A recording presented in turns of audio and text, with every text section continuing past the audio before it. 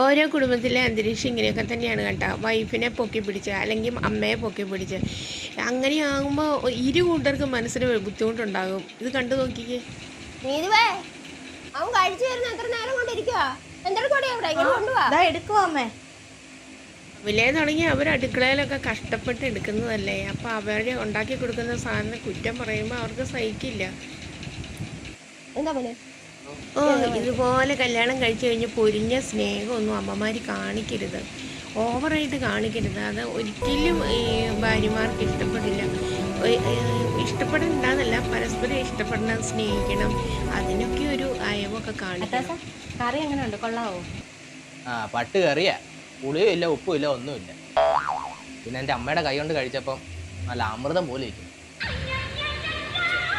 കണ്ടോ, ഇങ്ങനെയുള്ള വാക്കുകൾ പറയുമ്പോഴാണ് മനസ്സിനെ മുറിപ്പെടുത്തുന്നത്. ഇനി അവൾക്ക് ആ വൈരാഗ്യ ബുദ്ധി പോവില്ല കേട്ടോ. അതിന് അവൾ ഉണ്ടാക്കി കൊടുക്കുന്ന കാര്യങ്ങൾ കണ്ടോണേ. ഇതല്ലേ ചെയ്തുള്ളൂ, വേറെ ഒന്നും ചെയ്യാഞ്ഞ ഭാഗ്യം. അവരുടെ ഉള്ളിൽ വിഷമം ഉണ്ടാകും. ഇങ്ങനെയൊന്നും പറയാൻ പാടില്ല. കണ്ടോ കേട്ടോ അതെന്ത് ചെയ്യുന്നതെന്ന്.